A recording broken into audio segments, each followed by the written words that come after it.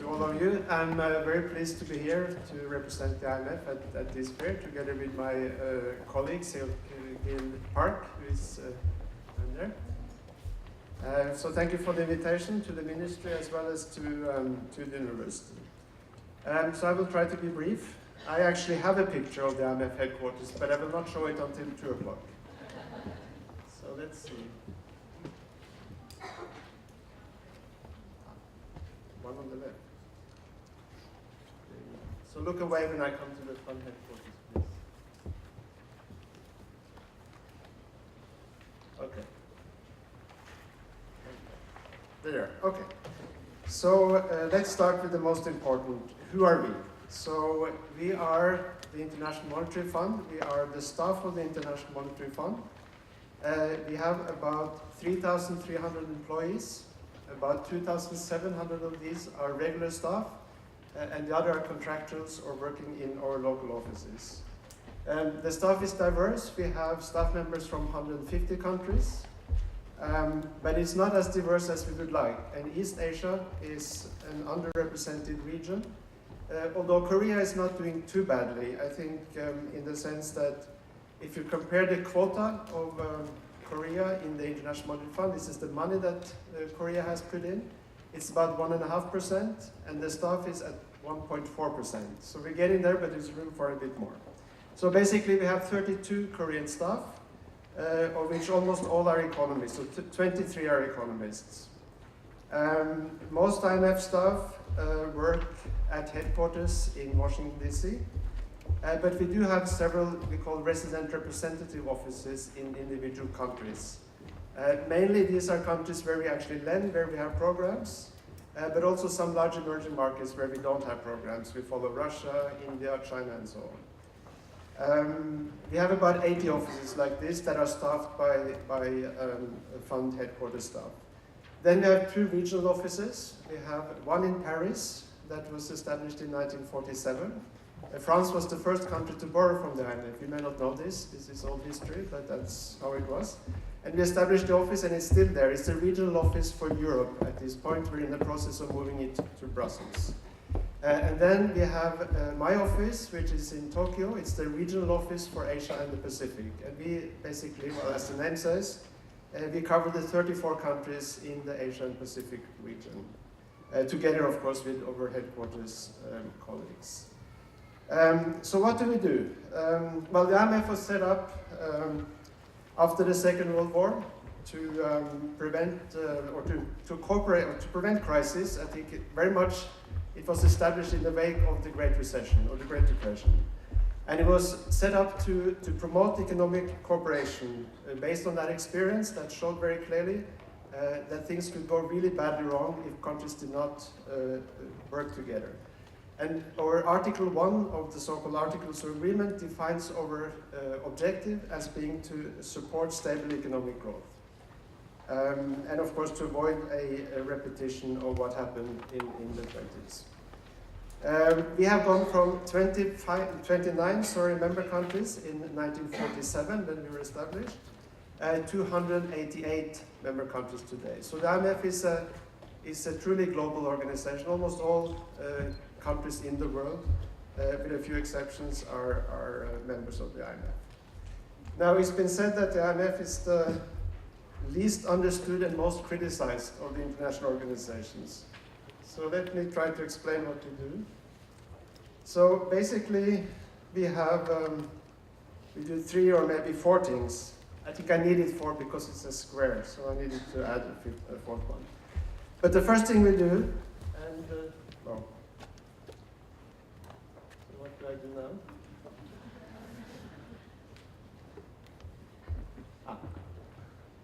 Okay. Yeah, so we have technical skills at the IMF, as you can see. Okay, so the first thing we do, we like to say, is our firefighter role, is we provide financial support to countries in support of their economic adjustment programs. This is perhaps the most well-known role of the IMF, certainly here in Korea, for better or worse, I think one should say. We have different lending facilities for different countries and circumstances, and these are changing over time. We are changing it. We have been changing a lot in the wake of the Asia crisis in the late 90s, learning lessons from what went wrong and what went right at that time, and also in light of the crisis that we are just coming out of, hopefully. So basically, we're changing the way we operate, trying to draw lessons, less conditionality, more financing, more crisis prevention. The second thing we do is, being a family doctor, I suppose, we call surveillance. This is essentially economic analysis and policy advice. Every country, every member country of the IMF, this is one of the few obligations of being an IMF member country, is subjected to an annual, you can call a health check. In the language, we call it the Article 4 consultation. Maybe a few of you have heard about this. We carry this out with every one of the 188 member countries every year. So it's an assessment of the economic situation, of the economic challenges, and we give economic advice. We also do this not just on a bilateral level, but also at the global level. You may have seen some of our publications. We have perhaps most well-known, the World Economic Outlook, which we publish full-fledged version every 6 months. But we also have other more general publications like this. Another important role is to act as, of surveillance is to act as a sort of a crisis preventer, in the sense that we're trying to identify vulnerabilities and problems in the economy in order to alert country authorities to possible problems that could lead to crisis, and we give advice about policies that the countries might want to take in order to reduce the risk of facing a crisis. The third thing we do is, now we're a coach, is capacity building. This is capacity building for economic policy implementation. The basic idea is that sound economic policies are built on sound institutional basis. And what we do here with this in mind is that we help countries develop their own capacity in many areas of economic policy making: tax administration, tax policy, public financial management, monetary policy, supervision of the financial sector, economic statistics, and so on and so forth. Very wide range. And this is all aimed to help countries build the institutions that are needed for sound economic policies. This is perhaps the least known, but I would argue the most valuable thing that we do. But it's below the radar screen, I think, for most people. Then there's also the reform of the international financial system. I will not go into this. This is a process that's going way too slow, but we are involved in that as well. So putting all this together, working at the IMF will involve working in any of these areas, or you could work in all of them. If you stay for a while, economy staff tend to move around in the fund, and you can actually work on many different issues and many countries, especially if you stay for a long time. Now, let's see. So why choose the IMF? Why should you join? I think this is from our propaganda division, but I actually happen to agree. I think when you put together the brand, the work content, the possibility to move around and gain very different experiences, interesting ones, and also the intellectually stimulating environment, I think these are all very good reasons to join the IMF. And if you're then convinced, next question is, how can you join? And I think we'll talk a bit more about this in the afternoon. But just very briefly, in terms of qualifications, in terms of the options, you see it here. We have, to be honest, mainly economists, macroeconomists, PhD macroeconomists. I think we are the largest collection of macroeconomists, PhD macroeconomists in the world. I don't know if that's a matter of pride, should be a matter of pride or not, but that's how it is. But we have economists with different backgrounds, and we also do hire other professions. So I will go over this in more detail at 2 o'clock and answer any questions, and Sir Bill, of course, will be there with me. But let me just very quickly run through the slides so you have seen them. So we have the economist program, which is similar to what we heard other organizations. I think we don't call it young professionals because you can still do it when you're 34. I guess the limit is there somewhere. But that's basically PhD economists.